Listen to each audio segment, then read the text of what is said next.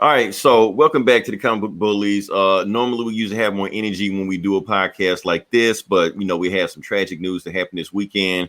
So since we're a comic book podcast, and this is like very big news that pretty much shocked the whole world, we're gonna have to address it, and we're gonna talk about Chadwick Boseman. We want to say rest in peace, and we're gonna dedicate a big portion of the show just talking about him, about his legacy, about him as a person, and basically his impact on us. Before we get to it, Eli, anything you want to add to it? Or yeah, my name is Eli. That is Eli, my co-host, right? and you're Leroy, right? Did I not say my name? Yes, my name is Leroy. I was gonna say something else, but I was like, just in the mood. Here's the thing, Eli. Yeah, greetings and salutations, all. Yeah, hopefully everybody's having a good mood out there right now. But honestly, I'm kind of in a different mood than what I normally do when I do this podcast, because just prepping for this show and getting the pictures and doing the research and looking at all the thing he did and looking at his Howard speech, it kind of just put me in a down mood. Like, oh man, it finally hit me. Because that's the thing. Like, I felt like since it happened Friday, I don't really think I dealt with it, Eli. Like, I know it hit me, but it doesn't feel real. I don't know. Yeah, I think it was shocking, and I watched Black Panther yesterday, and then I reread Reggie Hudlin's run I think maybe I processed it a bit and just what he meant to comic book fans and people of color comic book fans, and it's quite the blow. It's quite the loss, especially what that movie Black Panther meant for people of color fans, and just not comic book fans, but to the Black community as a whole. Pushing forward, representation of Black people, futurisms, and just portraying Black people, without being defined by colonialism. Right. And ooh, it's gonna be a tough one. Yeah, I know. Yeah. All right, let me because I was basically using you to try to like get my thoughts together. That's what I was trying to do, is use you. Okay. But mainly the thing is what we want to talk about. First thing, before we go any further with this, we do want to say saying rest in peace Black Panther is disrespectful on several levels. I just want to get that cleared up for one thing right there. For one thing, Black Panther is not dead. Black Panther can't die. Black Panther is an idea. Black Panther is a concept. Black Panther is a legend. Black Panther is a myth. Black Panther is a story. And Black Panther can't die as a story as long as we live. Because just like Black Panther can't be killed, just like Hercules can't be killed, just like any story from the Bible can't be killed, because those stories live with us. As long as we live and those stories live with us, that story will live on. So that's one reason why saying rest in peace Black Panther is disrespectful, because like I said, Black Panther's not dead. Black Panther will live on. And another thing, T'Challa,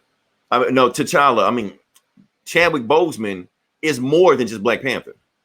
He brought more to the table than just playing Black Panther. He brought, like I said, before we go to this, I didn't think it happened, but it shouldn't. Yes, Cam. Yeah, this is. Let me share the link out.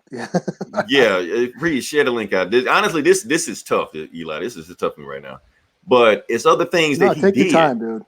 Yeah, it's other things that he did, because it's all right, man.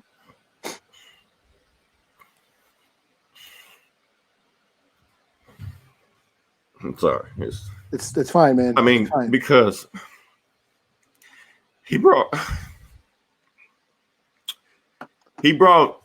so many characters to the role. He played Jackie Robinson. Like I said, he played James Brown. He played Thurgood Marshall. So yes, you can say that Black Panther was not a real person and not a real character. But the thing was, he represented so much more to everybody. Chadwick Boseman, in order to play the role of Black Panther, had to play so many other characters to get to him. He took everything he played from other characters. Like, he played Jackie Robinson. He brought that regalness of Jackie Robinson brought as a person to the role of Black Panther. Same thing with James Brown. James Brown, the rhythm, the coolness, everything from James Brown, he brought that role to Black Panther. Thurgood Marshall, everything he learned from playing these iconic black men and learning how to walk in their shoes, he brought that to playing T'Challa. And that's why it meant so much to everybody when he played the role. Man, so that's why it's so important for people, because the thing about representation, you don't know if you want it until you have it.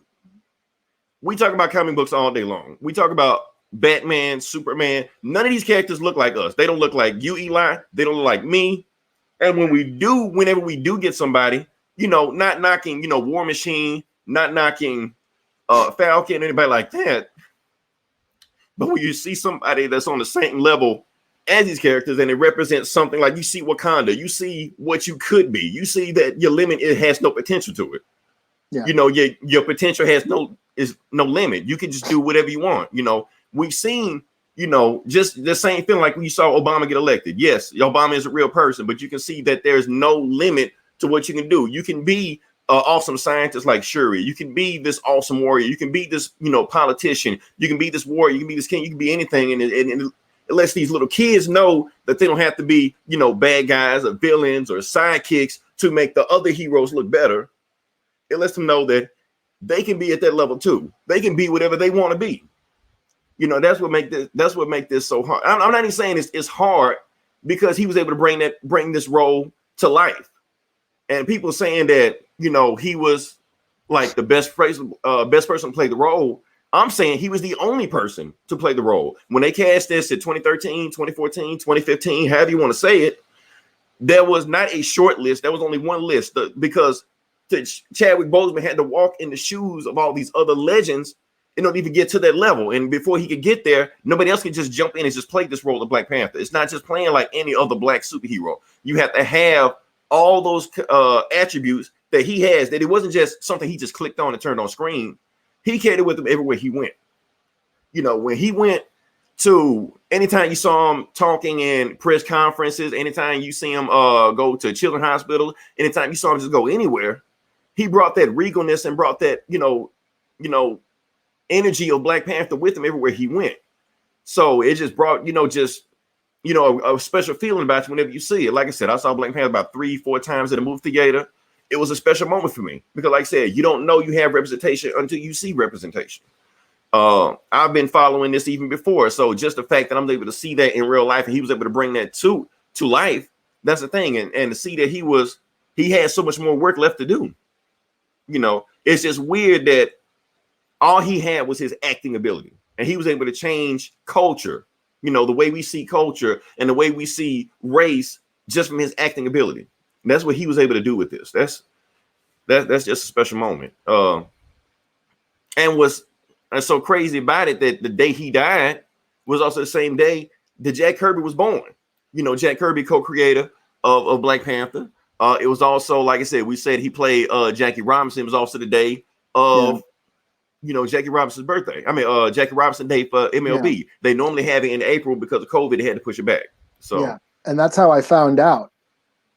I was watching a baseball game, and all the players were wearing 42. And I had just ordered a pizza. I was like clearing off the table, and I had the game going on.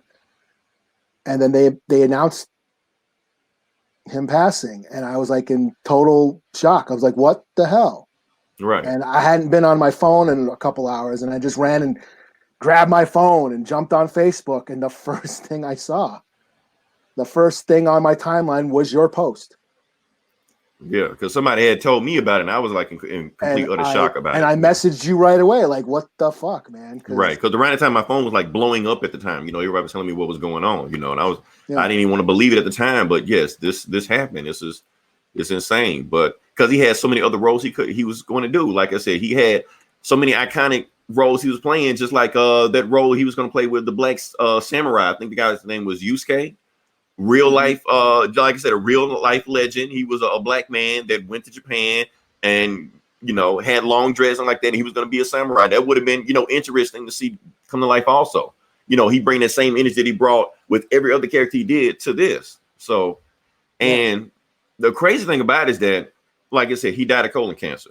He didn't get diagnosed until 2016, which he That's when he got the Marvel deal. So between 2016, look at everything he did. Like I said, he played Black Panther 4 times, played in a Spike Lee movie, did his own starring vehicle, 21 Bridges, and he played Thurgood Marshall after all that was going on also. So he did all this within like a four-year span.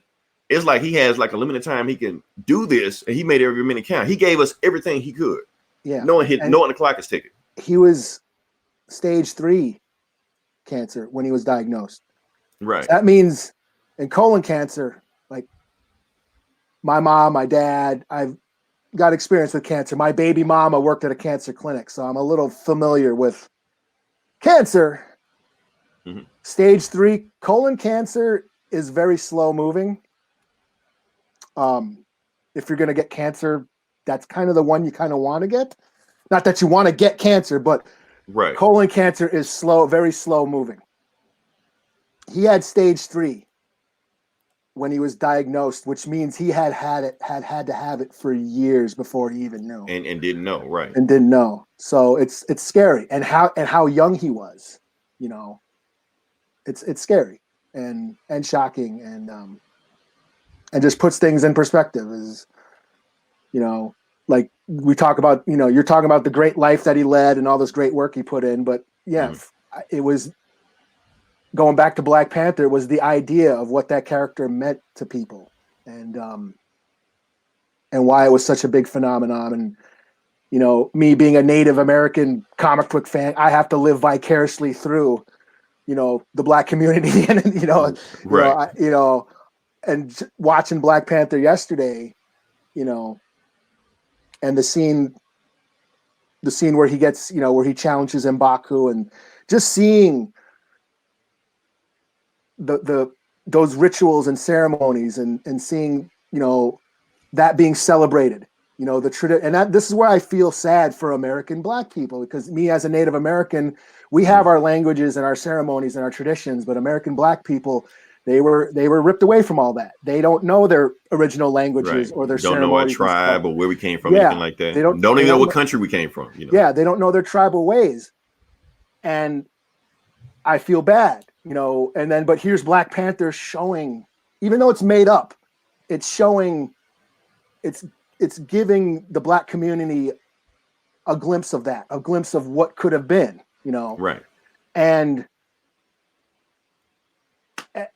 And American Black people still created their own traditions and culture. They created blues and jazz and rock and roll and hip hop, Right. And that's another thing I wanted to say early, even when we're talking about James Brown. Remember, you had that argument going that Jimi Hendrix, probably created heavy metal.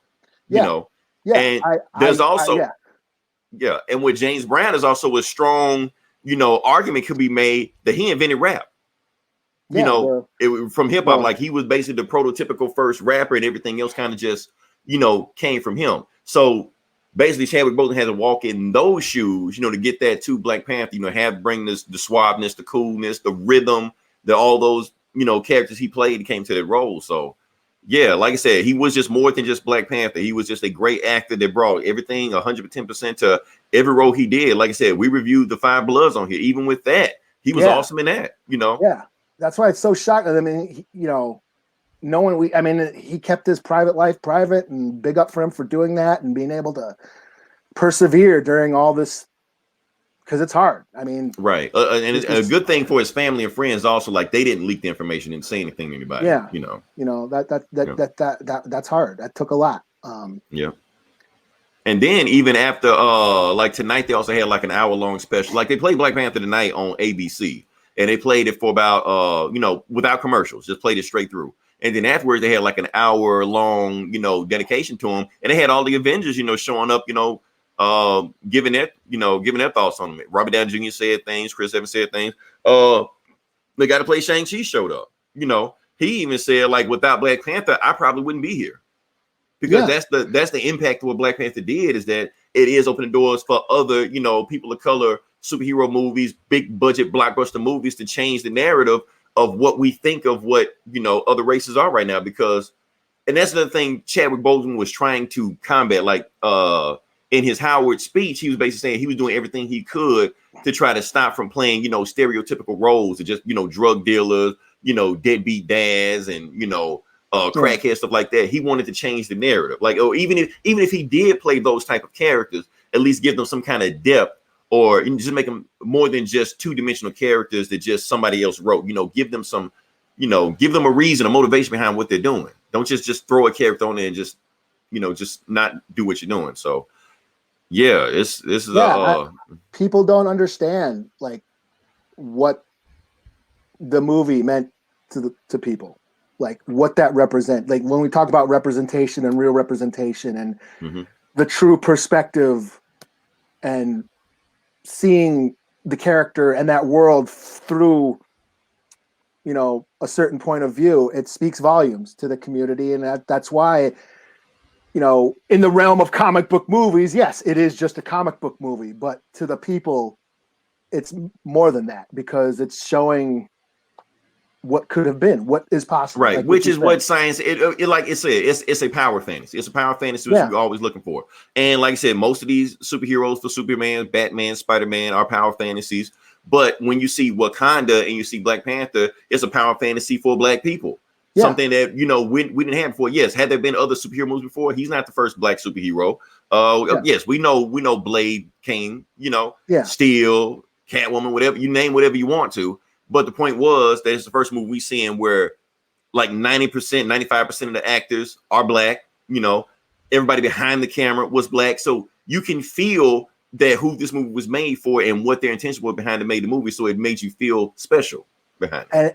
And it tackled issues and topics that Black people and people of color totally understand.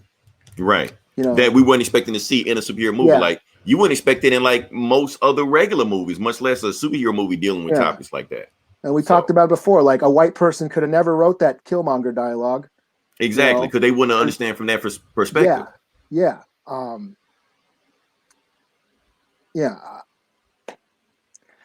It was rough. It's rough. I mean, I can't. Yeah. Let's see what we got. There has been a movie like Bantha since Carmen Jones. Right. That's the thing. It was a game changer. It was a game changer. I mean, it made all that money for a reason. I mean, like I said, it was a grassroots movement for it. People were buying out theaters left and right. They were taking kids to go see it. You know, because people, it's basically like giving somebody a glass of water in the desert. That's what it felt like. You don't have it, but you get it, and you know now that you have it, you want more of it.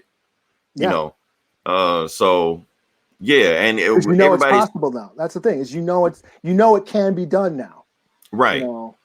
And so, and honestly, like last Halloween, the Halloween before that, around 2018, where you're seeing white kids, you know, running around as Black Panther costumes. I love it. You know, I love it. Go do it. You know, because I almost bought a Black Panther mask, but it wouldn't fit on my big ass head. You know? You can have mine. Because it's changing the narrative. You know, understand, you're more than just what you see, because the media can influence not just what we think of ourselves, but what others think of us also. So if all you see is just drug dealers and, you know, everything like criminals and stuff like that, and it's all you see us on TV, you know, that may be cause of the reason why the police are so quick to, you know, treat us differently than they will other people, because that's the first thing they notice. They may have not even Wisconsin. They probably never even seen a Black person before. So when they finally see a Black person, they just know from what they see on the media. Yeah, that's, you know, and that's what's been happening, you know, not to get into the whole police issue, but, you know, policing the community. You know, we have police that don't live in the community, that view the community as an NWA video. And that's what they think they're getting into. They think they're, you know, they think they're they're working in Scarface, you know, so they, you know. Right. And, before they even approach somebody, they're already looking at them like the enemy. They're looking at them like a, you know, a threat, you know. It's like Ice Cube said, you know, my skin's my sin, you know. And this Black Panther showed that's not true. You know? Right. You know, or at least perception of it can be more than what you think before. That basically it opens it up that it's a better dialogue to have, you know. So, and it's just going to open up now that they see that Hollywood is making so much money from this, and it's opening the door. Hell, this might have been the reason why Milestone got the ball rolling now. Yeah. They've been in limbo for like 60. I mean, I know they had their legal troubles and things like that, but they've been stuck in limbo forever. But now when they see in Black Panther making all this money left and right, they're like, oh, we're leaving money on the table. We need to get off our ass and whatever's going on, get this shit cleared up so we can get it. Yeah. Yeah, so we can get a Static Shock movie, we can get a Milestone movie, get a Hardware movie, get a Shadow Cabinet movie, whatever. You know, they can get all this stuff and make that money. And when they make that money, it helps us out because now we see more representation. A Static Shock movie that's $1 billion, easy. You know. Yeah, I mean, it's probably the reason why Parasite won Best Picture at the Oscars last year. A foreign language movie, an Asian foreign language. Never happened before. Right, yeah. but it happened now. So that's the thing. So people are looking for a more diverse representation on the big screen, and he was helping to help to usher that in because, like I said, what he brought to the table, nobody else could have done that. It just couldn't happen. You can think of any. I'm not going to throw anybody under the bus, but the point is that there was a short list of one that could have pulled this off what he did. Because if you don't have a convincing lead to pull this off, you don't have a movie. Flat out. That's all it is. So he was able to pull this all together. So just rest in peace, Chadwick Boseman. Everything you did, we appreciate you. Just for the time that you worked here and gave us everything you had, we appreciate you for that. So good journey, good sir. Yeah. Let's move on past this. Eli, let's go to something a little bit lighter before we move on to this. So here's the thing. We were at first thinking about just making this just a Chadwick Boseman. Just a chat. Yeah, it's something a little bit like I'm hoping it's lighter. So don't let me down on this one. Because the thing was, we were gonna make this just a Chadwick Boseman podcast and just empty it and then just cut it off, just be done with it and say everybody have a nice day. But honestly, we didn't want to leave it out this because, like I said, for a comic book podcast, this is escapism, and we do need to take our mind off just 2020. Because 2020 just fucking sucks. This has been a shitty week. Right. This week alone was shitty. This week, year, month, everything. I'm just ready to get this over. I keep thinking, have we hit rock bottom yet? Right, like what else can you do? I mean, damn. I know we got like the election's still coming up, so that's gonna be shit, yeah. It's like how low can we go? Like all I heard is that the week before, day before the election is supposed to be like a huge ass meteor coming. I'm like, well, that's good news. So yeah, all right. So let me set you up for this, Eli. So yeah, we both watched movies this weekend. And that's pretty much actually at first was the whole show was going to really be about. And Eli, go ahead and talk about the movie. I didn't get a chance to see it, but I knew you got a chance to see it, so I'm gonna let you set it up and talk about how you want. Okay. So yes, I saw Bill and Ted Face the Music, and it was just what I needed that day. It was so much fun. I had such a good time watching it. Yeah, it really made my day. For those who don't know, Bill and Ted, it is the third. This is a trilogy now. This is the third installment to the Bill and Ted's franchise. They went on an excellent adventure. Then they went on a bogus journey. Now they face the music. The first one was about them going back in time and finding historical figures to help them pass their history projects so they wouldn't fail high school and the band would break up. Yes, in the future it is said that their band, the Wild Stallions, will create music that will save the world. And then in the second one, Bogus Journey, like a guy sends some robots back in time to kill them, and they get sent to hell where they play death in Battleship and Twister and other things and stuff like that. So here we are with this one. They're basically middle-aged losers. And they have kids, right? They have kids. Yeah. They're married with children. But they still have yet to write that song that is supposed to save the world. And it really, I related to it a lot, being that I'm a metal guy. I am a musician. I play in bands.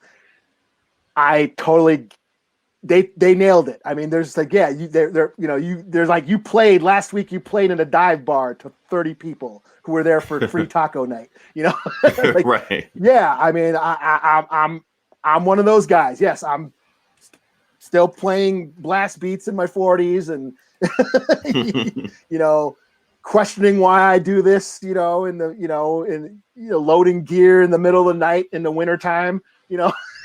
So they're still doing gigs, even though they're still playing. They're still they still haven't written that song. Well, it turns out that reality is now crashing in on itself. And if they don't write this song at a certain point in time, then reality as we know it is going to go away. It's just prophetic. You know, this is new 2020 was coming when they wrote this movie. Yeah. So basically they're like, oh shit, they end up going into the future to go take it from themselves because they haven't wrote it yet. Well, we'll go in the future. Since we wrote it in the future, we'll go there and take it from themselves. So they still got the time machine, the phone booth. Yeah. Okay. And then their daughters, they go back in time and find a bunch of historical. I'm spoiling it for y'all, so spoilers.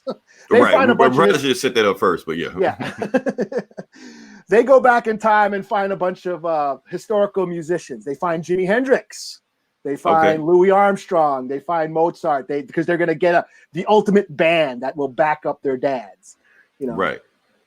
And that's basically what happens. They end up. It was just a really fun movie. Watching Keanu Reeves after seeing him in John Wick, you know. Right. Going back to the role that, you know, made him famous. So yeah, seeing him and I was like, I said, like, I'm like, am I like that? You know, I'm like, you know, I got to do that. I'm like, damn, when I go to pick up my kid from school, like, what's on my shirt? Like when you was at your gig, that movie writers were just taking notes. Yeah. Yeah. When I go to my kids' conferences, it's like, is there any skulls or dead things on my shirt? You know, I gotta, you know, but I think that's the point. He's like they're like, you know, still trying to act like they're like teenagers and stuff. And they basically have a midlife crisis. You know, they're questioning what are they doing and why are they doing this? And they're losers. They're a disappointment to their family and all that stuff. So really, it was very bitter, like sweet, and touched on an emotional level that I did not expect. Like I actually got a little glassy at the end, you know. From Bill, I wouldn't expect that from Bill and Ted, you know. Yeah, I got my eyes got a little misty, you know. That's how much it got me. So I was really surprised how much I enjoyed this movie, and the message is awesome. Of course, you know, the be excellent to each other, but it really hit home, like, because what unites people? Mm-hmm. Music.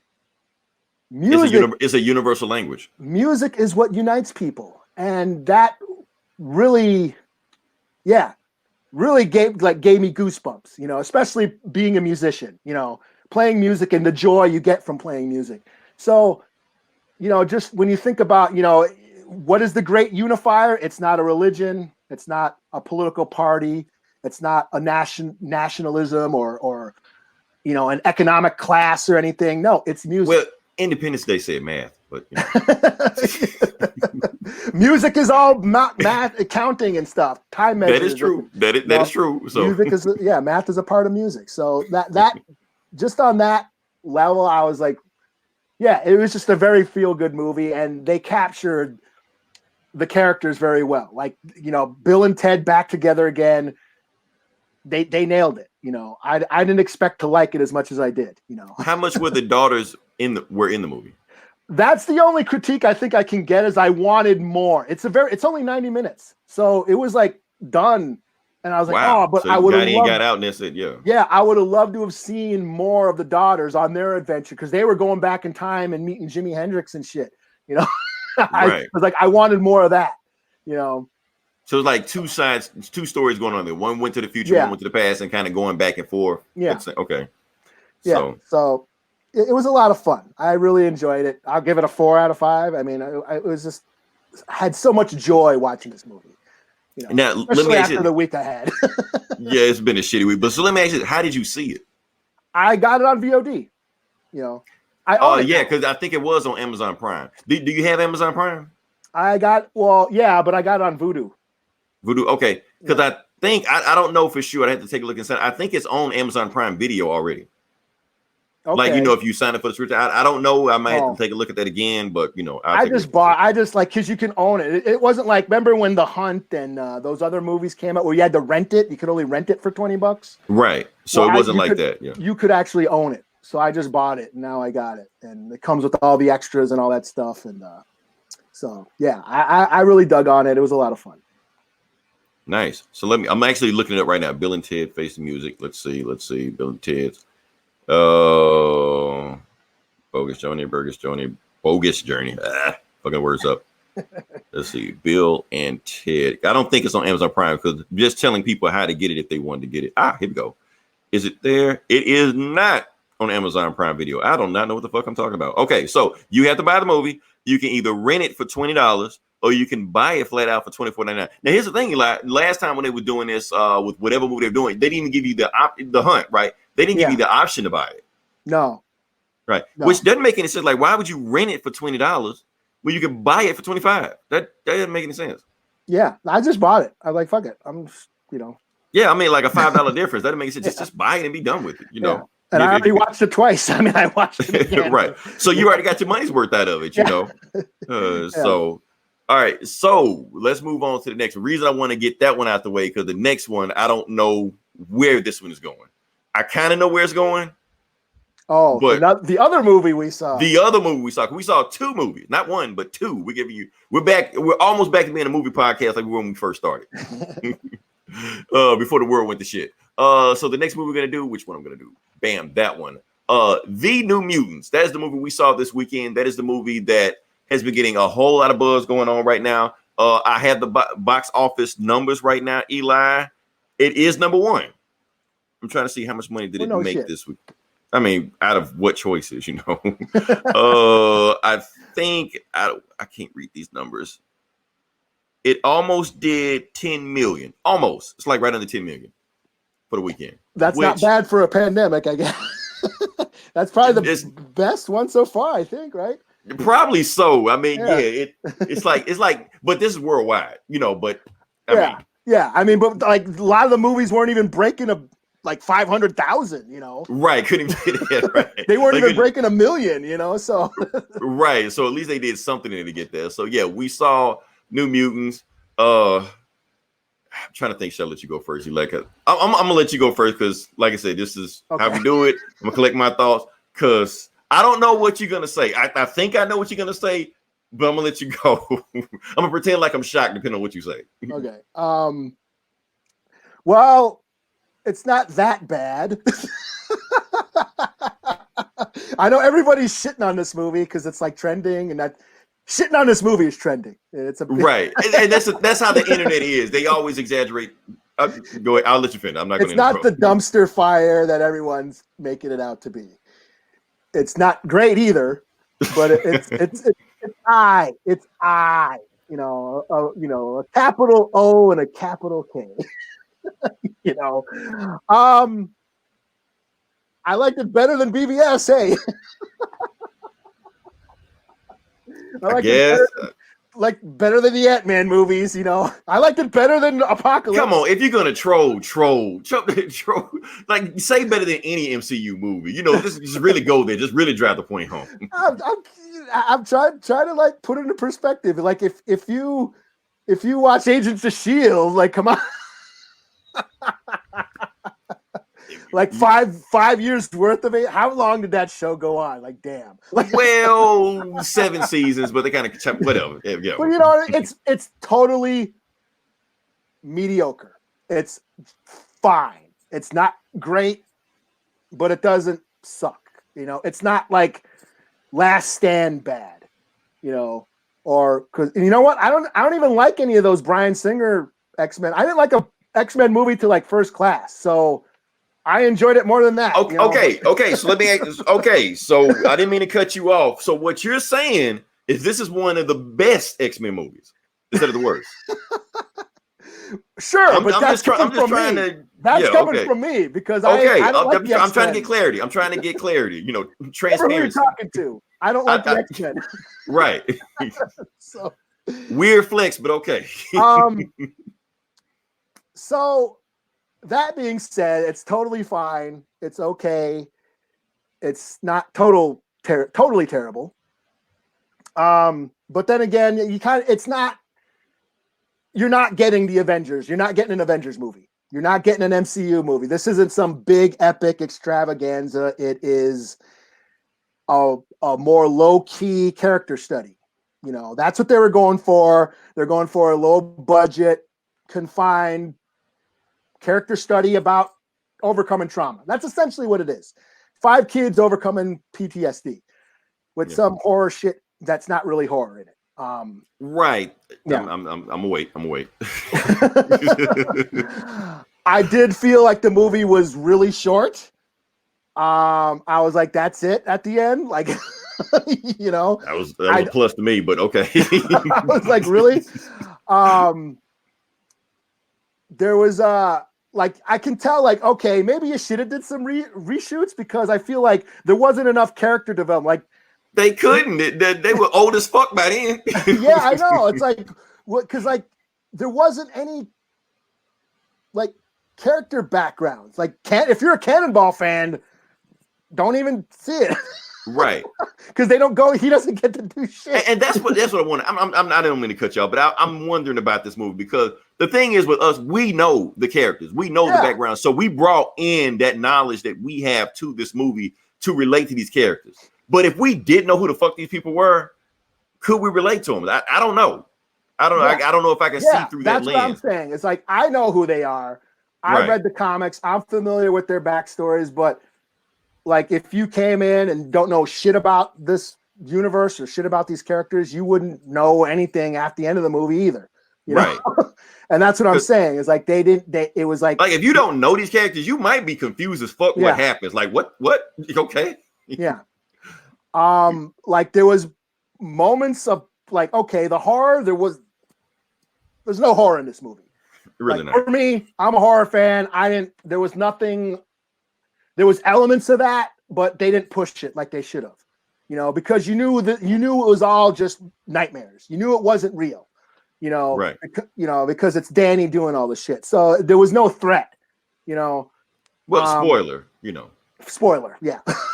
If you've never read a New Mutant comic, which I'm pretty sure you haven't. About the only thing that I connected with was Rain and Danny's romance. That's about the only thing I gave a shit about. But other than that, it was disappointing. Yeah. I mean, especially, you know, we talk about Black Panther and what that represented. This was the first movie. Now I'm not going to go into it yet, because then I'll be on a rant for an hour. But as a Native American fan, comic book fan, this is the first movie with one of the prominent Native American superheroes. Right. Like, and she was the lead. She was the lead in the movie. She was the lead, and they don't do shit. There's nothing.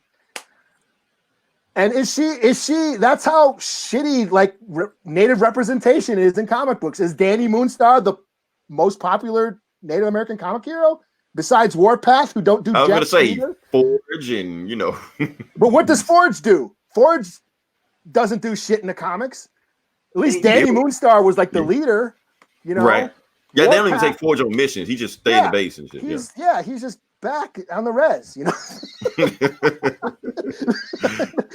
And Warpath gets every X-Force comic with Warpath, he gets his ass kicked first. So then Wolverine or Cable or somebody else could come in and beat the bad guy. Like, Warpath sucks, you know. And they all say, oh yeah, except that one time he was on the mountain, you know, listening to the wind and shit. And but that, you know, so is it Danny Moonstar? Is she the most prominent Native I would say so. I would say so, because like I said, they've had Warpath in his X-Men before, but he's like killed off in like 5 minutes and shit. He died. Like, Warpath was in Days of Future Past. He said like 3 words and he died twice. So fuck that shit. Right. You know, So Native representation in comic book movies have sucked, and I was really looking forward to this. you know, because I wanted this to be like the native Black Panther. Right. And honestly, it should have been, but there's no. This turned out to be the native Ghost in the Shell, or just just the certificate native, the shit we always get. Right. The shit we always get, just bullshit. Oh man! All right, so let me go. Let me talk about this fucking movie, man. Yeah, all right. You better go on because I got more. I got. A lot more. No, that's cool. I'm gonna say what I gotta say, and you can say what you gotta say. Then I'm gonna say what I gotta say after that, because this movie. Okay, people want to know: is this movie good? No. Is this movie bad? Yes. But we got. There's levels to badness. So how bad is this movie? Is it like a complete train wreck like Fan Four Stick? No, it's not. Is it like spectacularly like bad, like memorable bad, like Catwoman or Batman and Robin, like something so bad you'll remember it? No, it's not. And honestly, that kind of even hurts it then. Like it's bad, but it's not bad enough to be entertainingly bad. It's just, yeah. So honestly, yeah, it's just it's only hyped because so many times they got pushed back. But the thing about this movie is that for the first 2/3 of this movie, Eli, I was bored out of my fucking mind. Because I knew what the plot was. I knew what the twist was. Like I said, we picked the comic before, so we knew where it was going. So since we knew where it was going, it was just going through the motions. It was just like, what the fuck ever. And then when it finally got to the third act, it was like, oh yeah, we come from a comic book. Let's throw every fucking comic book thing we can. And it's just like, what? So yeah, we got 15 minutes left. We better do this now. Right. And see, the thing is, what they think they're doing is that, oh, we build you up to this. Now here's the payoff. It didn't feel like that. What it felt like was a complete tonal shift that actually took me even further out of the movie. Because I think they felt that its last scenes would be badass, but it didn't come off badass. It was just like, what the fuck ever. So yeah, the ending was totally. No, I'll let you go because I got. Yeah, I mean, that's the thing. Like the ending, it felt like they thought that, oh yeah, we saved up for this. This is the moment. It completely fell apart for me. And yes, there was a bunch of action shit that went around, but I didn't care about any of it because I didn't care about any of these characters. Now, for me personally, let's talk about, because the thing about when people talk about bad movies, they blame everybody except the actors. No, it's the actors in this movie. It's only two that I like. Now, I know you don't like her, but Ileana, I like her. Well, I didn't like her as a character. I mean, yeah, she played a good bitch. That's what I. Yes, she played a bitch very well. That's why I liked it, because basically when she was on screen, she was engaging. Like she and the actress that played her, Anna, whatever, she was in one of those not M. Night Shyamalan movies. I haven't seen that. I know what you're talking about. Mr. Glass. I think she was in Mr. Glass. I think she was in there. So she's actually like on her way up. Like this is when she gets big, she'll forget this movie. Like, we'll forget this movie she was ever in it. You know, she's on her way. Your girl Rain, Wolfsbane, the one from Game of Thrones. Yeah, I liked her. I thought she did a part. She was engaging. She was on screen. She played the role. I really believe she was Wolfsbane. Wolfsbane is one of my favorite New Mutant characters. So when she was on screen, I believe I was looking at Wolfsbane. You know, everybody else sucked. Sorry. I know your girl. Blue Hunt. And I know what she was doing. I know why she was so bland, because she was our point of view. Because since she's the main character, she's our point of view character. She's the character we see the movie through. So she's not supposed to be, over excited or supposed to be like this, outlandish personality. That's what Ileana was for. They didn't give her anything. They didn't give her shit to do. That's go ahead. Okay. Okay. But right, they didn't give anything to do. And Cannonball and that other, I'm gonna get to that other fucker in a second. They were complete boring. Like, I don't remember them in the movie. I don't know who they acting. I'm pretty sure if I see either one of them in another movie, I would forget who they were.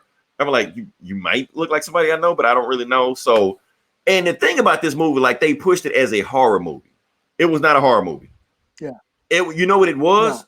It was a YA movie. It was a young adult Hunger Games, Divergent. That's what it was. It was not even a comic book movie. It was like Divergent. It was more Divergent than Nightmare on Elm Street. Now, if they would have went full Nightmare on Elm Street, like the premise made it sound like, that would have been a cool ass movie. That would have been cool, or even like Danny Moonstar, if it would have made it.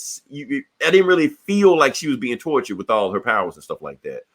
They didn't really set up the demon bear. That's the thing. Here's the thing about this movie. There's so much. didn't explain anything. You know, that's right. that's the thing, you know.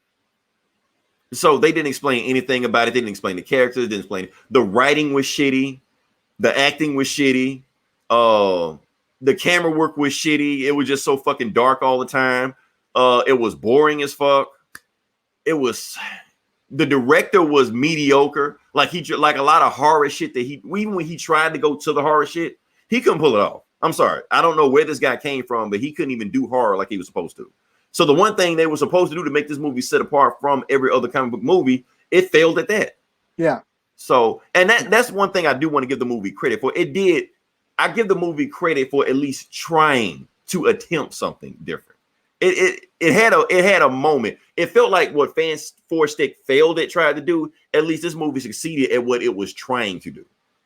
Where it didn't completely just fall in the face and just completely fall off. So at least it was trying to be a horror movie, you know. Oh, and it ripped off the Breakfast Club. Like, what the fuck?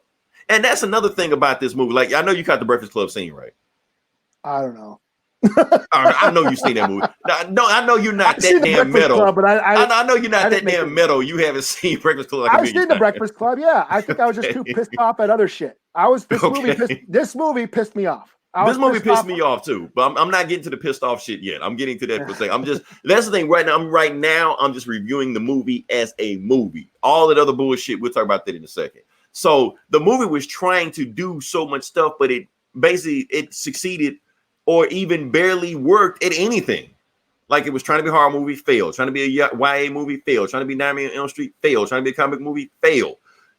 Fails left and right. You know, the creepy factor, all that shit failed. So it was just like a waste of movie. Like, why does this movie even exist? Why did they even make this movie? If they're not even going to follow source material, they didn't even follow the source material. No, you know, the whole point of the movie, like at the end, okay, I'll spoil the movie. I don't give a fuck. At least give me the native zombies, which was corny and fucking that's the comic. thing, and that's the thing. Like you said, something, and that's the thing, Eli. You said you wanted this to be the native Black Panther. Why the fuck it wasn't? Why wasn't it? Why did they just throw Danny Moonstone and didn't really give anything to do when the Demon Bear storyline was like deep in Native American culture? At least that's what Chris Claremont said. Like, you know, he did the whole story that the Demon Bear represented, you know, colonization, you know, how Europeans took over Native American land. He could have threw all this stuff in there, or how it represents the evil and bad side. He could have like really threw in like any kind of folklore or did some research on that movie, but they were too lazy to do that shit. Yeah.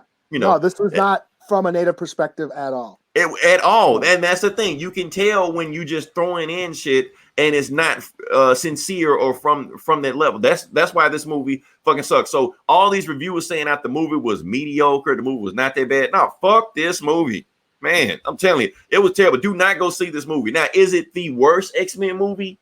I don't think it's the worst, but there was some really shitty X-Men movies. So that's the reason it's not that bad.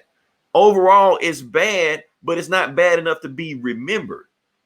If this thing came out like 2017, we would have completely forgotten this movie ever existed. You know, and that's the crazy thing about it. Like, what they didn't tell you is that, believe it or not, this movie actually does tie into the X-Men universe. I'm not gonna say it because I don't really care. It was just like, oh, okay, that's the thing. Yeah, I don't really care either. Right. You know? So it was because at this point it doesn't matter. You know, Disney got this shit. They're gonna fire everybody. They didn't want to put this fucking movie out, and I see why they didn't. You know. All right, now I'm gonna let you go again, Eli, and I'm gonna come back and talk about the shit that actually pissed me off. Now we can get to the what pissed me off shit. Okay. Well, what pissed me off was the fact that there is no Native identity in this movie. There's nothing Native about this movie at all. The only like sense of Danny's indigenous identity is the racist shit that Ileana says to her. Right. And that's why I was pissed off for like half the movie.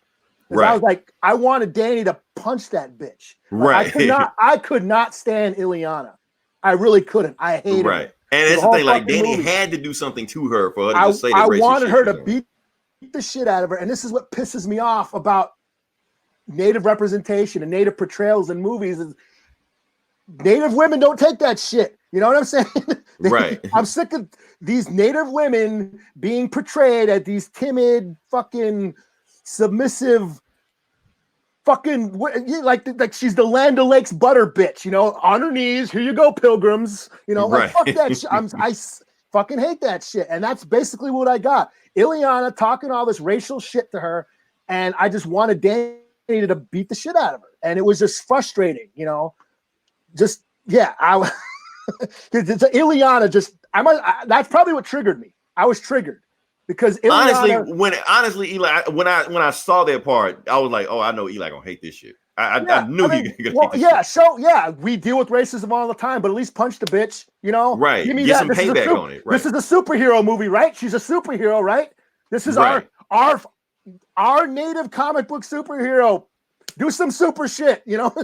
Right. Give me some cathartic, like when bitch ass Superman broke up the fucking truck in Man of Steel. Right. Like do something. Give me that. Like do some super shit. Right. Yeah. Give me that cathartic release that we get from superhero movies, and they didn't do that shit because Ileana was a fucking cunt. I couldn't stand her. She was like the total embodiment of that. The hot white girl superiority complex, you know. I'm right. hot, the mean I'm blonde, girl, you know. Yeah, everybody wants to fuck me, everyone wants to be my friend, everybody's nice to me. That's what she embodies, and I fucking couldn't stand that shit. And when you put her in a movie with a Native woman and don't fucking do anything about it, that was whack, you know. And then the whole demon bear thing, right, when she just pets the bear at the end, like, oh, if the demon bear was supposed to be Danny's power, which it's not in the comics, right? It's got a completely separate sign energy that they were trying to protect her from. Yeah, they fucked that whole idea up. So if the demon bear was supposed to be a part of Danny's power and part of Danny's identity, in the end, she was supposed to tame it. She was supposed to hide it and subdue it and not be fucking native, because that's what I got out of that. Right. You know what I mean? Instead of embrace that shit, like, you know, just I'm making y'all uncomfortable. I'll just, you know, I'll take off these feathers and put on this baseball hat. Because Danny was passive the entire time through the movie, right? That's what was so frustrating, you know, and the fact that you can tell, yeah, this is non-Indians working on this shit. They did not. It's like they Google, yes, that story about the two bears. That's a meme on the fucking internet. Right. That all these hipster new agers, you know, share on their timelines to make themselves feel culture. Right. You know, only it's wolves in the meme. They change it to a bear. It's like all they did was Google some shit, Wikipedia Native Americans, and then threw that in the script. And they didn't do that was their research, you know. Right. You know, so this is the type of shit that Hollywood need to get away from, right? Yes, you know, and we talk about Black Panther. You know, when we see Black Panther or movies like Get Out and like The Watchmen or Lovecraft Country, what's going on? These stories, you're seeing that person of color perspective and how these stories, you know, represent our history and resilience and resistance and all that stuff. You get that. I didn't get that from this. It's just the same old stereotypical shit. You know, because like the bear, yes, giant bears are part of Native mythology, Native stories. You know, they could have opened up the opening scene of this movie could have been thousands and thousands of years ago. You know, a giant bear was tearing up the landscape and a bunch of Native warriors were fighting it. That could have been the beginning of this fucking movie. Oh, you know, they didn't have any money for that. and that's how they gave the abilities, like the warrior power. You know, they could have explored mutants from a Native perspective. What does a person with special abilities mean to Native traditions? Because I bet you they had one, you know, especially if they made Danny gay. You know, if Danny's a gay character, the gay community, the LGBTQ community, traditionally, that's inherent to Native traditions. Mm-hmm. The gay community had a role in Native culture. You know, whether it be two-spirit or the third or multiple genders, the gay community had a role. They were considered sacred in Native traditions. They could have explored that, you know, especially with this character. If they were going to make her gay and check all these boxes, to do is just do their homework. Right, exactly. Yeah, you know, Now, let me say what pissed me off. Before we get there, let's go to the callers. Let's see what we got. I heard director canceled, deleted his Twitter for racism. Yeah, fuck that guy. I seen what the guy look like. Now, here's my thing about that, because that's actually what the fuck pissed me off. Now, like you said, Eli, they're going around just checking boxes. Okay, yeah. they have one person of color in the movie, so they got that taken care of. You know, they got a homosexual relationship in it. They got that taken care of, so they checked all these boxes. They're good. Meanwhile, they whitewashed everything else in that role. Because when we talk about Sunspot, Roberto, look at this. They don't look alike. What the fuck is this? Yeah. So that guy didn't even look Hispanic. I mean, I know he is, but he didn't even look Hispanic. You know, so, and not only that, Cecilia Reyes, you know, she got dreadlocks. What the fuck that happened? Now, I get the point that Rosario Dawson was supposed to play that role, and I would have been cool with that, and she dropped out. But damn, that don't mean just say fucking just go a different direction. You know, so my thing is, Eli, why are they pushing the lesbian relationship, which was not originally in the comics and which alters the relationship that was in the comics? They altered that into a completely different relationship because they're trying to do something different. But the diversity that was in the comics that they did push for, they completely erased that. Why are they doing that? What the fuck is going on? It was just lazy. It's lazy. They're checking boxes. Like, because they checked 3 boxes with Danny. You got a native, you got a woman, and a gay person. Right. So they rule of 3. Rule of 3. We're good. They got 3. They checked out 3 diversity boxes. The rest is for the white folks. You know. Right. So that's why you show the picture. Everybody better look. Like Danny better be the darkest person on that picture. Yeah. Otherwise, we can't sell this movie. You know. And I get Sunspot, because this Sunspot thing actually been controversial for a while, because let's go back to Days of Future Past. Look at this and look at this, because that's what we look at Days of Future Past. So they've completely whitewashed Sunspot like for decades now. Like, just completely forgot where he came from. Like yes, Afro Latinos or Afro Latinx is a thing. It's a real thing, Hollywood. It's okay to embrace it. You won't confuse people. So I don't know. I mean, they could have. This could have been an opportunity that they missed to really explore mutants, the mutant mythology through a native perspective, and they fucked it all up. You know, that's what really got me in the end. Like I was really hoping, I was really excited to see a Native American superhero in a movie, and they ruined it. You know, so now we ain't gonna get another one for who knows when. Exactly, because they fucked it up. So they're like we're done with New Mutants. Like, that's the thing. So now, when you even say New Mutants, the name, and regardless of what property you do or other movie you do, now it's a laughing stock. Yeah, like you can't even say the movie. People keep a straight face anymore.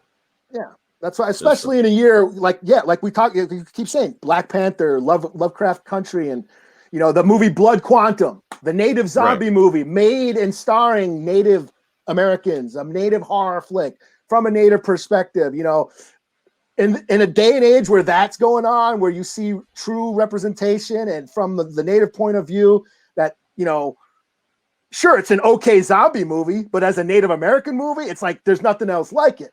You know, and that's what we go back to Black Panther. It's like, yeah, it's an okay superhero movie, but to the Black community, it's so much more than that. Right. It means something more. Right. Yeah. And that's what they could have did with this, you know, and I just wish, you know, I'll commend them. They were too lazy with it. I'll commend them for at least trying to get some actors, you know. Well, your boy Adam Beach was in it, wasn't he? Adam Beach was in it. Your boy Adam Beach was in it. Yeah. He got a paycheck. Blue Hunt, controversial, but hey, you know, and this whole and that's the thing, like we were talking, and that's the thing, like maybe she could have fought for it, you know. I understand she's young. I understand she's trying to get her foot, and roles like this don't come around alone. But you know, she could have fought for something. Yeah, I just read a interview with her, and she was saying she almost didn't even take the role because she felt she wasn't Native enough. That people would question her Native identity because she was adopted out, and and she questioned doing that. And then when the backlash happened, she kind of went into hiding. That's why you never saw her on Twitter or anything. She kind of because they would come after her, like because that was that, and this is we've been talking about New Mutants on my Geek Savs. For those who don't know, I did another podcast from a Native perspective. The Native Nerds we will podcast. Bring Geek Savs back. Geek Savs will return. Yeah, one of these days when I get my shit together, we're kind of on hiatus right now. But yeah, we talked about the New Mutants, Danny Moonstar as a character. We tracked the making of this movie, you know, because this is right up our alley, you know. So we knew the whole Blue Hunt controversy where some natives don't think she's actually native. Right. And she's a controversy. It's controversy. So even maybe that's why they cast her as. I'm not knocking Blue Hunt. Like I said, I don't know her, but I'm just saying maybe that's why they casted the role, because she's native but not too native. Yeah, or something. Yeah, Like that may be how she got the role. You know, we don't want you too native. You know, you can't look too ethnic looking. You got to be, you know, just enough so you don't look like everybody else, but not too much. You know, and that's probably why she got the role. That's probably why she didn't say shit, because I'm just collect this paycheck. But at the same time, you got to understand, when you take roles like this, you're throwing your own race under the bus. Yeah, because I like is that worth a paycheck? I mean, you're being a sellout. You're being a sellout. I'm just saying. And that was controversy. Like, I've gotten into arguments with other native fans about this, you know, right?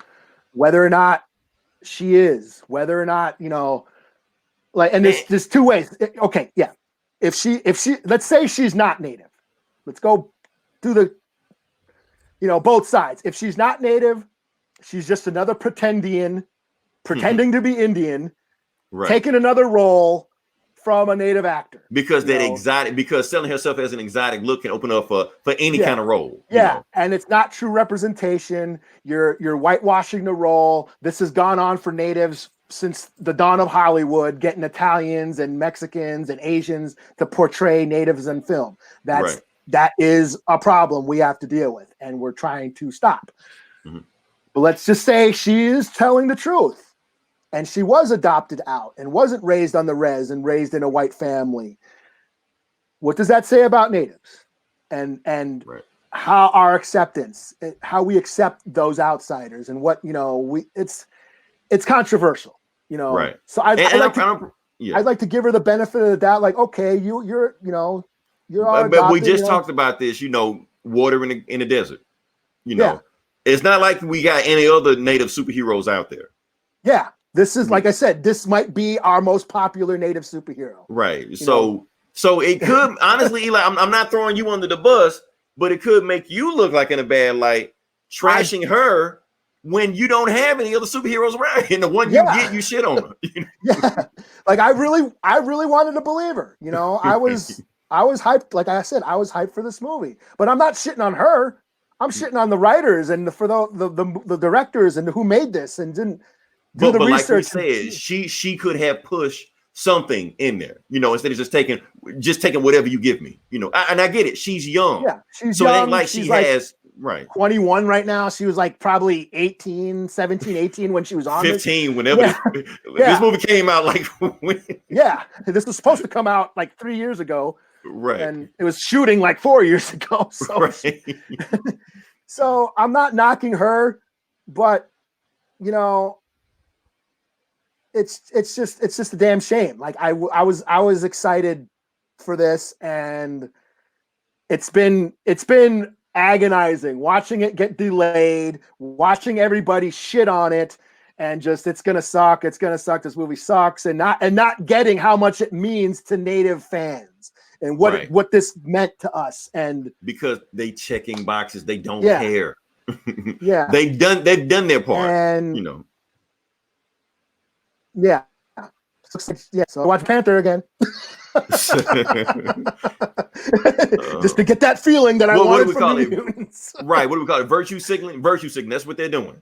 We've done our job. Yeah. So let's go to the callers. Let's see what we got. Want to be woke face person says they're pretty racist. Russian bitch was mean as fuck. We like the Russian bitch. That's one thing I did. I love to hate her. That's the thing.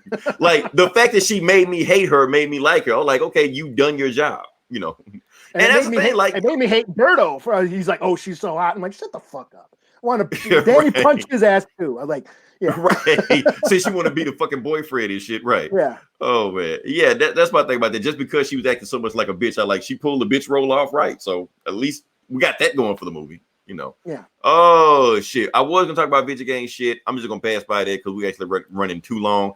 I was trying to keep it at a certain time and past the time we were supposed to keep it at, Eli. We've gone past that. So we're just going to just jump right into it. And we're going to talk about this, the comic book part where we talk about comic book bullies, the part where everybody leaves, but don't leave.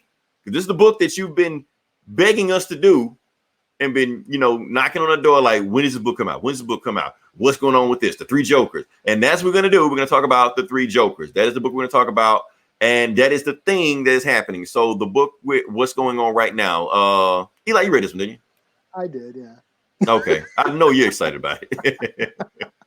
I did, yes. Okay. For our lovely audience, you know. For you know. For all two of you. Yeah. So basically, yeah. So the base of the book starts off with that we see Batman. He's driving and he's just driving right into like his parents' tombstone because he got fucked up from another mission again.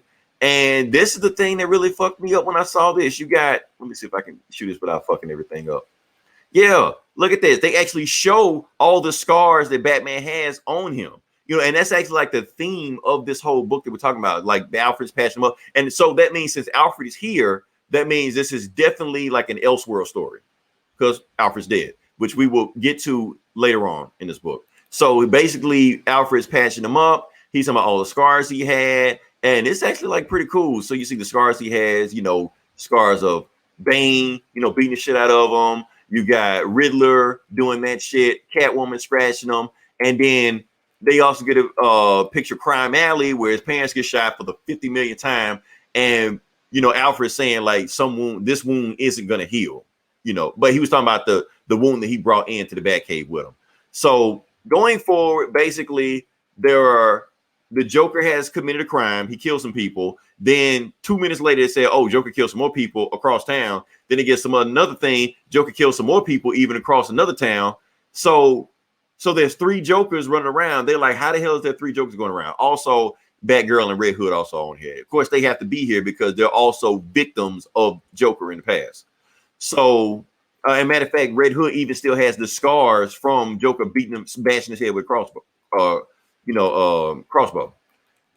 Crowbar. I said it wrong. Crowbar. So they go to Ace Chemicals because that's where Joker did his first crime. And Batman, you know, is talking to Batgirl. She shows up, and you know, while they're doing it, Batman can tell, you know, Commissioner Gordon is like staring at Batgirl the whole time, and Batman's like, okay, you know, so he knows something is up, you know, especially when they keep talking about the Joker stuff like that. So when they riding, you know, Batman's like, does Gordon know?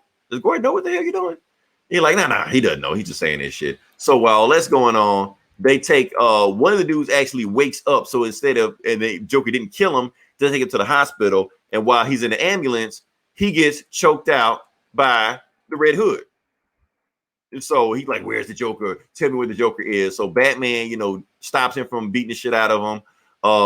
And he basically, why are you here? He's like, I'm here because I found out that the Joker is back. And I need to take him out because you guys keep fucking up all the time. So I need to make sure he got to come back. So we finally get to the Joker. And that's when you see the first 2 Jokers. Now, here's the thing I don't like, Eli. Oh, this is one thing I really didn't like. And this is personal for me. The 2 Jokers that we meet, they're 2 alike. I can't tell the difference. I don't even know which one is the clown, the comedian, or the whatever. You know. Oh, and this traumatized me right here. Large Marge Trucking. Now I'm gonna tell you why this traumatized me. Is that from Pee Wee Herman? It's from Pee Wee Herman because Pee Wee Herman, the movie, actually scarred me for life. Did it? Yes, it scarred me for life, especially the Large Marge scene. Really? It scarred me. It fucked me up today. I can't watch that movie. No shit. Seriously, I cannot watch that movie. Like if somebody even if it came on, I'm changing that shit. That movie is worse than Exorcist or Nightmare on Elm Street. It's worse than. Are you scared of clowns too? I'm not scared of clowns, but that movie, you know what? Because I saw it when I was young, and the movie was all goofy and shit. I would expect, and then when the Large Marge scene came, it came out. I'm traumatized. I can't watch nothing else in this movie.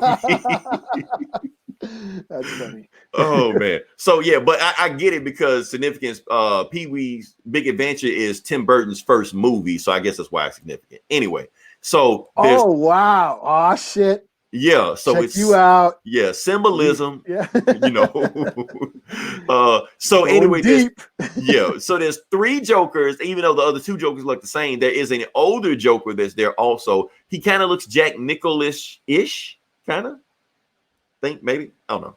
But anyway, the point is that he's saying we need to make another Joker because they stole all the chemicals from Ace Chemicals and they drove him to this hideout. He's saying the older Joker is saying we need to make another Joker. So basically, like Batman, Red Hood, and Batgirl's theory is that there's one real Joker and the other Jokers are basically imposters. Like basically, he Joker Venom them willingly, basically like Harley Quinn. It basically made like male Harley Quinns, you know, according to them. So they go to the Gotham Aquarium.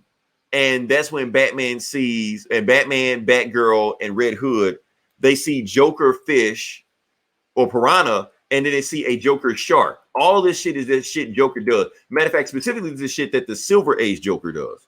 You know. So then one of the Silver Age Joker's goons, henchmen, like some dwarf name, what was her name? Peggy?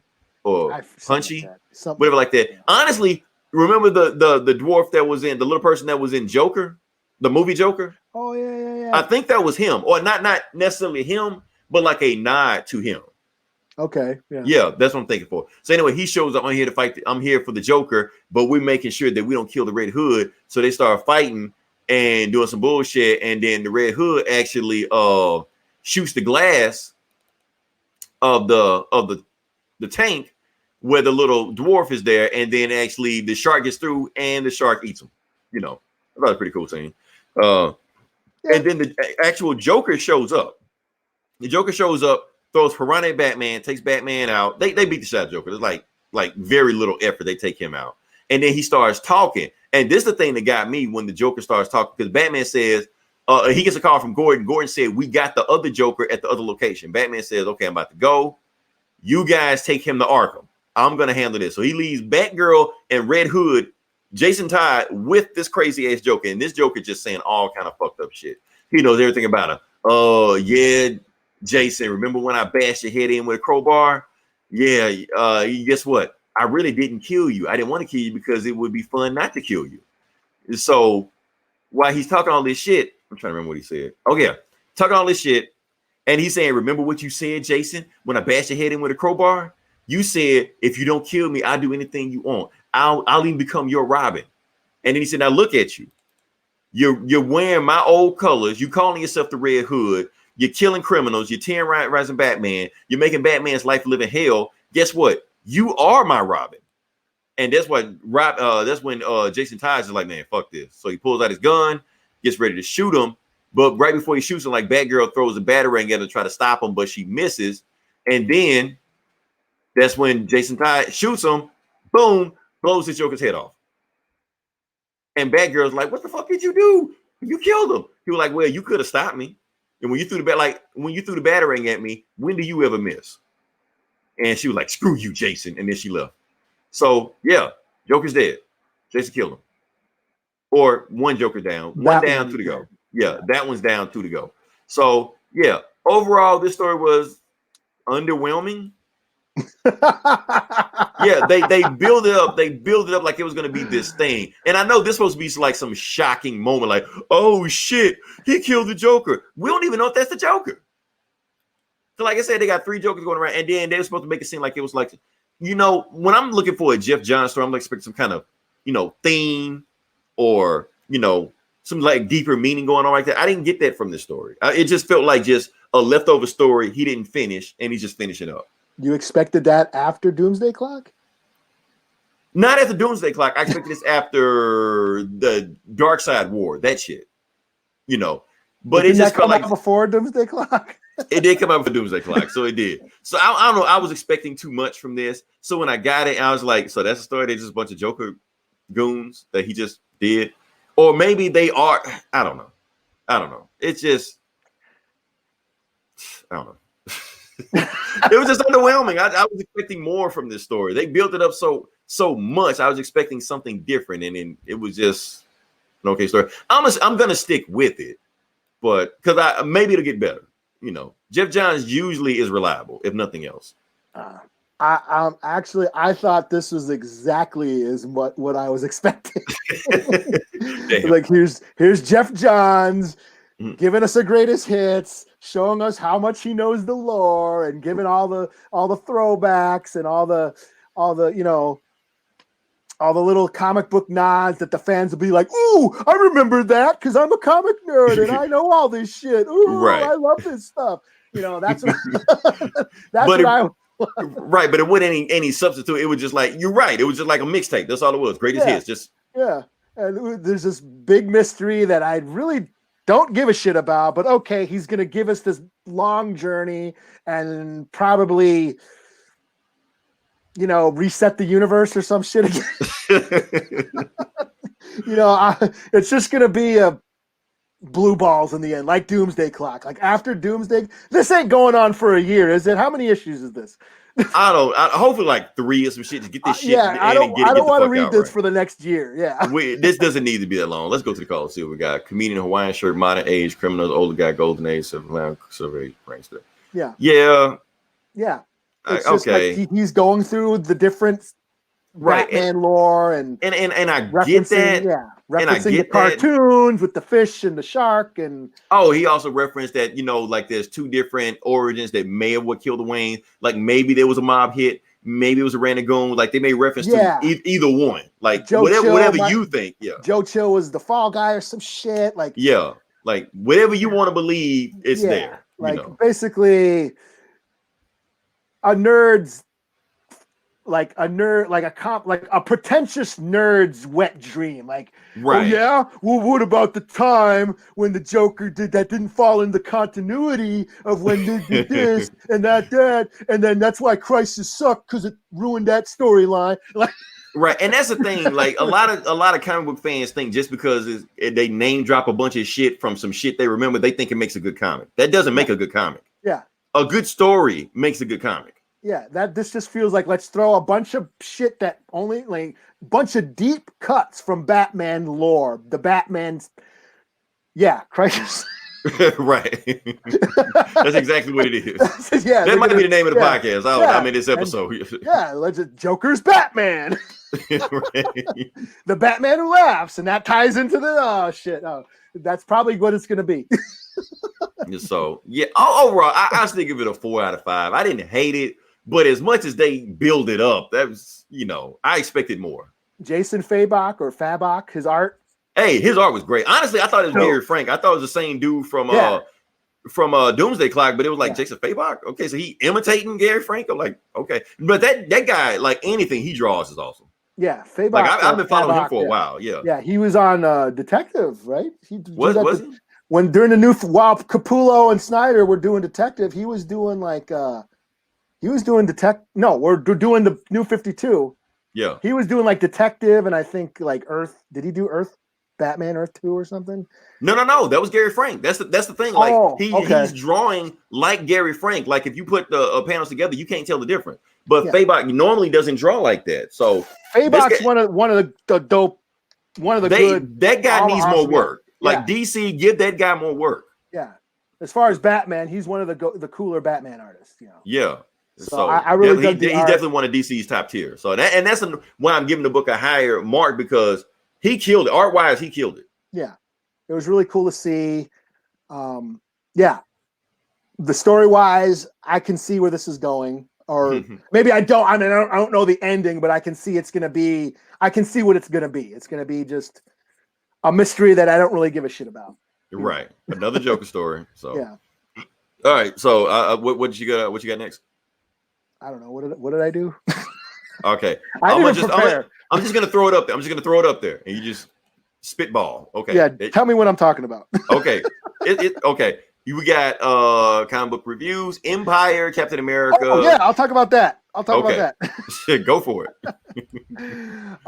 Captain America, Empyre #3. This is the conclusion to that tie-in story arc where Captain America is fighting the Katati on Earth. The Katati, they raised this big giant mountain monster that's stomping over Mexico City. Last issue, Cap and his squad of army dudes, they teamed up with some Kree soldiers, and they went to go fight this big giant monster. And this is this issue. It's just nothing but action. They're fighting the big giant monster. They're fighting, they got the squad on the ground fighting the troops. You got like the Kree and all their warships in the sky trying to, shoot down they're trying to shoot the big giant rock monster. And it's like King Kong. He's like swatting the ships out of the sky and shit. At one point, there's like the end game Thanos going rain fire or whatever. We're going to kill our troops too. I don't care. Just rain. They just start shooting down, trying to kill this thing, but they can't kill it. Finally, Cap runs up like what's that, Shadow of Colossus or whatever, that video game. Shadow of Colossus, yeah, game. Yeah. He runs up the back of the mountains monster and ends up fighting. What was that? The general's name? She Quanth or whatever. The guy controlling it. He ends up beating that guy's ass because he was controlling the monster. He was sitting on the monster's shoulder. Cap runs up the monster and beats that guy, and that's how they destroy it. Takes out the big monster, right? Yeah, because Cap is, tactician, Yeah. So Cap, saves the day. And then they're like, okay, we won this battle. Earth is okay for now. But then he gets a call. Hey, Cap, we need you in Wakanda right now. And then to be continued in Empyre number 5 or 6 or whatever one. Remember what's going on in Empyre? So I enjoyed this. It's a 4 out of 5. There was a really cool scene where, Cap gives his cool, war speech. Like, this is a battle we've never, unlike any we've ever fought. This is not a war over politics or religion. This is about life on Earth, and we are all one. And he gives that inspirational "Let's kick ass" speech, and the music playing in the background. Yeah.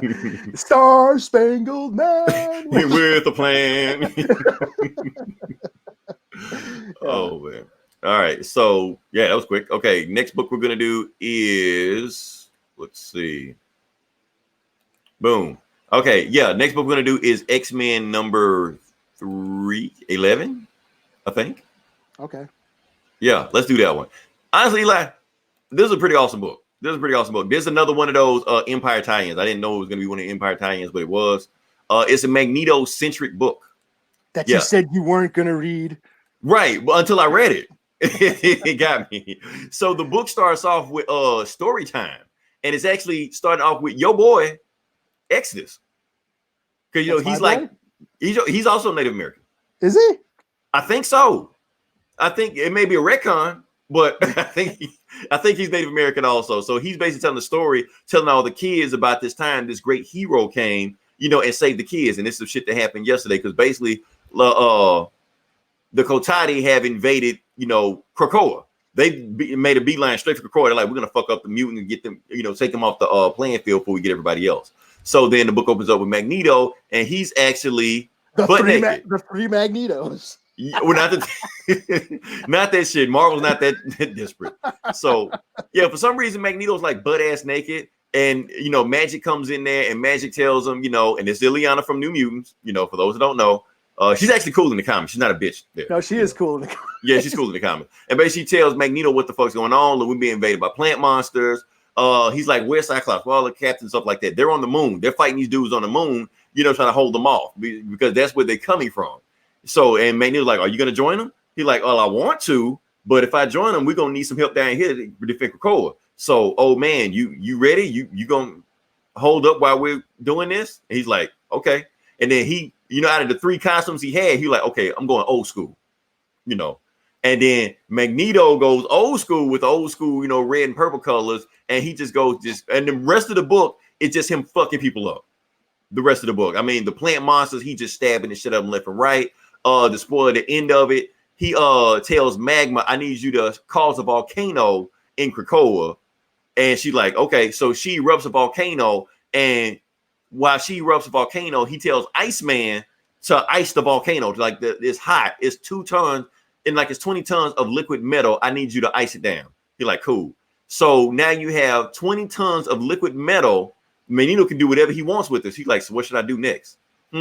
So he makes the sky rain metal down on the Kotati. fucks all of them, kills all of them. Well, most of them. And then like the head dude, while he's seeing rain is falling down from the sky, he's grabbing Toad. He's like, who the fuck is doing this shit? Which one of you mutants are about to do that? He breaks Toad's neck. Oh, I heard about this. Yes, I heard about this. Yeah. So he break Toad's neck, and he just like, and Magneto's like, I'm the one that did it. And say who like, I've heard about you meatbags like you. You always think you're gonna do some shit. Well, come on and fight me. And this shit is fucking bad. I gotta walk you through this shit. So this dude think he's gonna fuck Magneto up, walking towards her. Magneto looks up in the sky, brings a satellite down, drops it on his ass. So, and then this dude throws the satellite away. He's like, you think that's the best you got? He throws a big one on his ass. Oh shit! Like Magneto just fucks this dude up, man. And then so Magneto just like he tells he tells the separate cuckoos, he's just like, look, if they because the satellites he dropped on were the satellites that the governments of the world were using to spy on Krakoa. They didn't tell them they had. So Magneto like tells the separate cuckoos, like if anybody asks him the satellites, tell them I said what satellites, And so he goes to Krakoa. I mean, he goes to the moon, through one of those mutant portals, and he helps them, fight back Kotati. And while they're doing that, Exodus is saying, so who is your hero, kids? And they're like, Magneto. So basically, and the story ends. So basically what Jonathan Hickman is trying to, and it's a story, it's a theme they're saying behind the story. Because at the beginning, they say it's a game where it doesn't matter where you start, because wherever you start, it don't matter. You're going to end in a different spot also. Basically what they're saying, Magneto, when he first started, he was a villain. Flat out, full-on villain, just a mutant doctor doing this all he was. But in this story, he's not an anti-hero. He's not an anti-villain. He's not an anti-anything. He is a full-blown superhero. He might as well be, metal controlling Jesus in the story.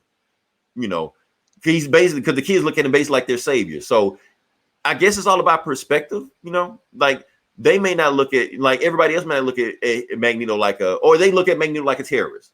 But these kids, to them, he is their superhero. It's kind of fucked up, but it's like representation matters. So mutant representation matters, I guess. He was badass Omega level me. Yes. I think in one of the excerpts they said in this book that they're going to have an Omega level school with Omega level mutants with Magneto training them. Because that's one of the another theme in the story is that because Magneto was so fucking badass, so fucking alpha that he's fucking dudes up by himself. The reason he's got to pull so much of the weight because everybody else Krakoa isn't trained as well as they should be. Mm-hmm. So once they get everybody else trained, then they can fight off these guys. They don't have to be just because if Magneto wasn't there, they would have been fucked up. So they need to make sure they can protect themselves. Magneto's not there. So badass story. Nah. 5 out of fucking 5, man. 5 out of fucking 5. Hickman kill this shit, man. All right, so I'll let you go next. All right, I got Red Border number 4. Awesome. This is that AWA Upshot label? Yeah. Not root beer or wrestling federation. No. So Red Border, this is a horror book. This is the last issue, so I'm going to spoil the shit out of it. I don't care. Because this is dope. I really dug this story. Mm-hmm. Basically, these two Mexican kids, this girl and this guy, they try to sneak across the Mexican border because she pissed off the drug cartel. So they got drug cartel gangsters after them. They sneak across the border. They're all the cartel assassins find them and they're right about to kill them, but then the assassins get killed by these rednecks. These just redneck dudes, Americans. Kill the cartels, take the two kids into their house. Oh, welcome. Why don't you guys chill out here in our house, be our guests until all that murder shit gets blown over, which should be a few days. So it turns into this kind of creepy family. Turns out they're basically it's like Texas Chainsaw.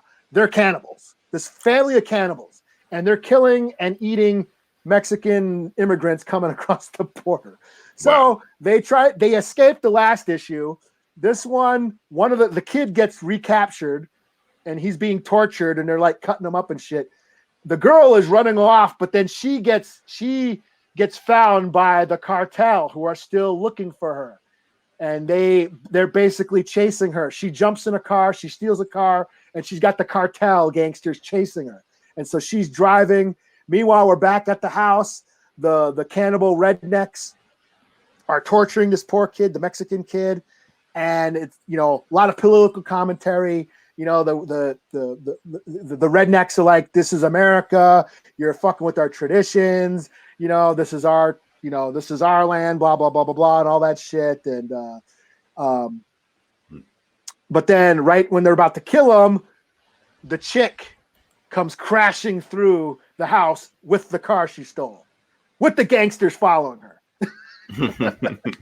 So all this commotion, the gangsters get out, they got their machine guns, and they're right about to shoot him. But then the rednecks, they pull out one of those old ancient Gatling guns from the fucking Civil War on it's like a can on the cannon wheels, and they just start mowing down the cartel. And it's just crazy shootout scene, and they all kill each other, and then the kids escape, and then it ends with them. The last panel is them basically on a crossroads. One way goes to El Paso, the other one goes to Juarez. So, and they just sort of sit there. Where do we go? You know, the cartels are after us in Mexico, but this is America. This is a fucked up country. Which way do we go? So, really cool horror, you know, violent horror tale. You know, I give it a 4 out of 5. It was cool. You know. Okay, so AWA, that's the name of them? Yeah, Upshot or whatever. Yeah, AWA Upshot. That's what it AWA Upshot. Okay, so pretty cool. All right, so last book I'm gonna do, and I think you said you read this one. Let me blow this one up a little bit. Last book we're gonna do is Teen Titans Annual number 2. I did read this, yeah. Okay, and I know you thinking like, why the fuck are we reviewing Teen Titans Annual number 2 when we've never even done a Teen Titans book on here? Before we get to that, let's go to the callers. Let's see. Holy shit, makes get out. Yeah, yes, that's what it is. That's basically what it is.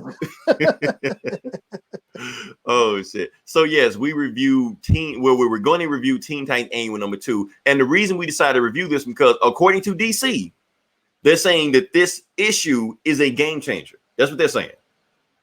So whether it is or not, we will see. Basically, since I haven't been keeping up with Teen Titans, basically what's been going on with Teen Titans is that Robin, Damian Wayne has been wilding the fuck out. He's just been doing all kind of crazy shit.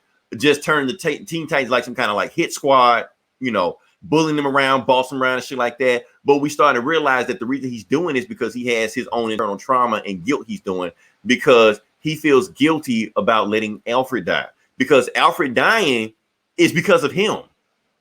Yeah. You know, it's all on him. So since he's traumatized and going on with everything right now, he just got the Teen Titans out here just acting crazy. And Batman is like, no, I had enough. This shit is done. But this Teen Titan squad you're running with, they're done. They're out of here. You're coming back to the house, you know. But before they can do that, they get interrupted by a bazooka.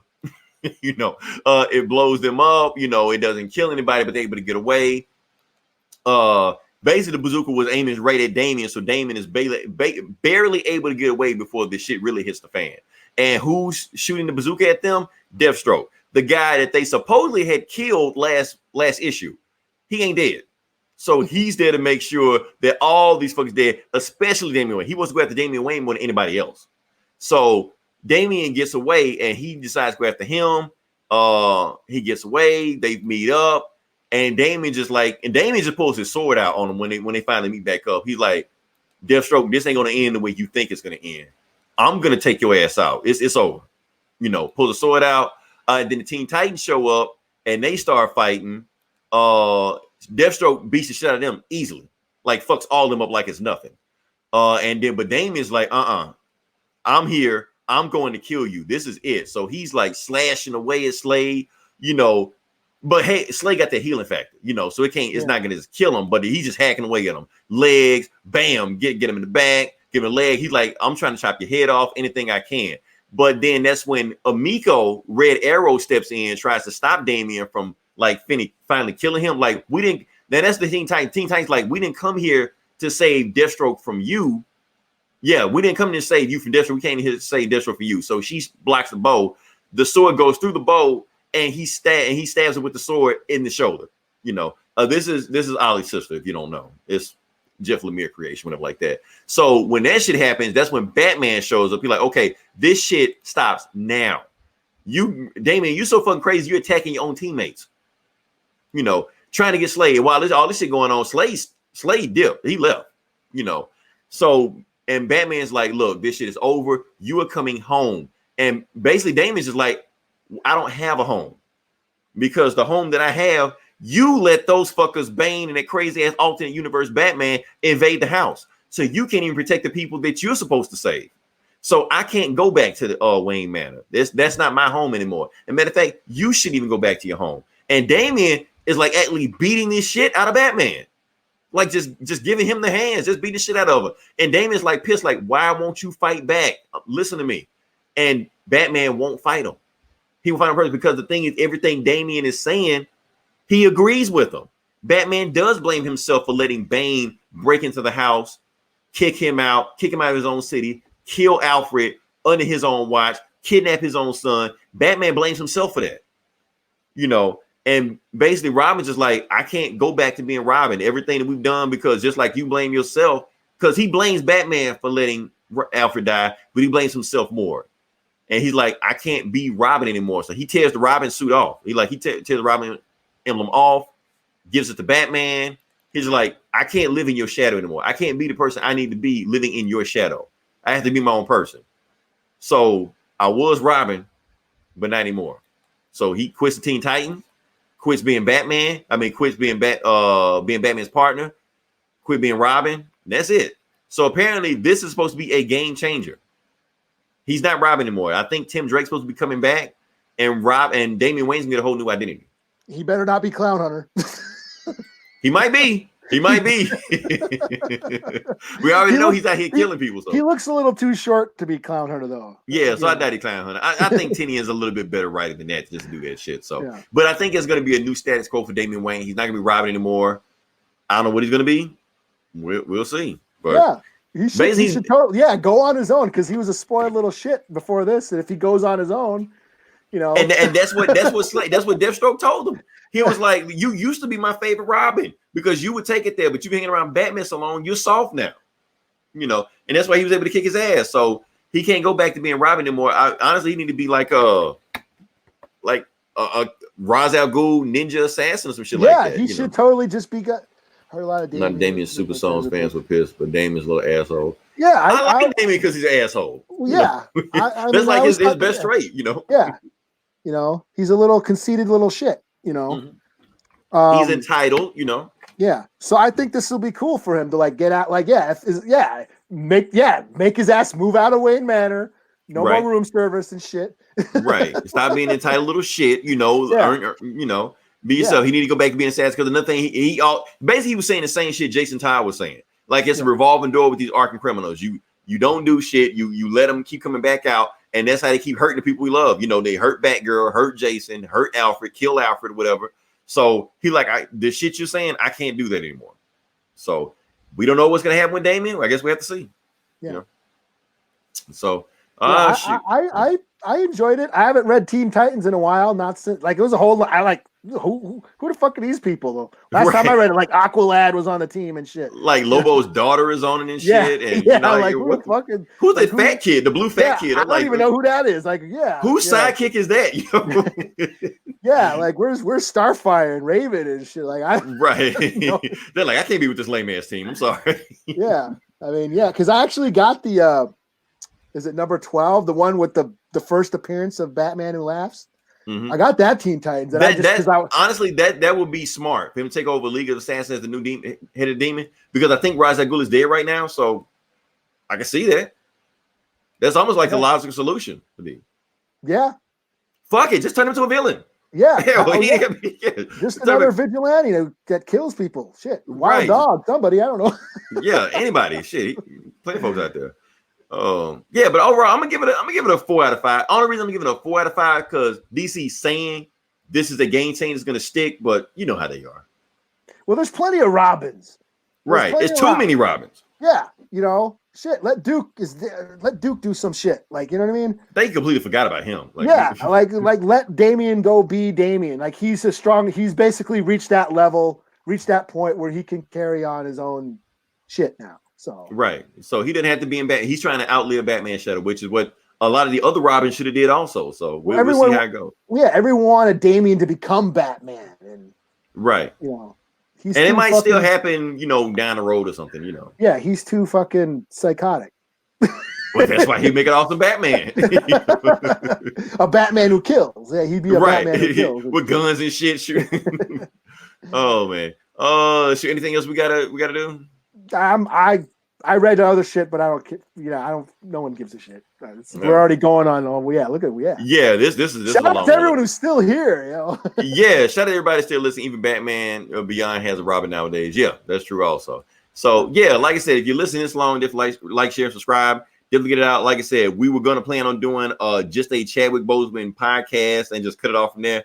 But I didn't want to end it like that. Like I said, we try to have fun with this podcast. That's kind of like the whole point, to have fun with, to get our minds off all the bullshit that is going on, all the bullshit of 2020 that's going on. So hopefully you're here, you had a good time, you had fun with it, learned something, whatever like that. And next week we'll come with some other shit. We don't know what's happened, but we'll figure it out from there. Yeah, just enjoy life. Just try to make the most of it. Learn from his lesson. Make the most of what's going on. Also have fun with whatever you're doing. Enjoy what you do in life and just have fun with it. That's the message we want to take away from this podcast. Yeah, I do actually look forward to coming and talking about this shit every week. Right. Especially now in this quarantine, I don't get out much. It's just me and my kid here, and I don't really go anywhere but the store. Yeah, and hopefully people listen to it like this. Like we be getting the responses, we've been getting views and going and stuff like that. So we're doing something right, I guess. So thanks y'all for listening. Everybody who sticks around and comments. I look forward to this. Yeah. And next week even when shitty crap happens and tragedy happens, it's still cool to come together and share each other's thoughts and feelings and just get it out and cope. Right. Because a lot of this stuff you just can't hold in. And that's the problem. Right. A lot of people just hold stuff in they have. You got to just let it loose. If you got stuff on your mind, let it go. Let it loose. Yeah. Have an outlet. That's Leroy, real shit 100. I appreciate you keeping it real and sharing your feelings tonight. Because honestly, I've been balling up until then. That's why I just had to let it loose, because I can't hold this in this long, because that's unhealthy. No, leave it in like that. Yeah. So let's see what we got. I've been having thank you 2000 Man Reborn. I'm glad you had fun. We try to have fun on this podcast, and everybody else listening, have fun also. So this thing's going too long. We're gonna go ahead and wrap it up. We'll come back next week with hopefully some completely different shit. But until then, this is Leroy. This is Eli. And Yimbambi. Check this out. Yeah. Okay.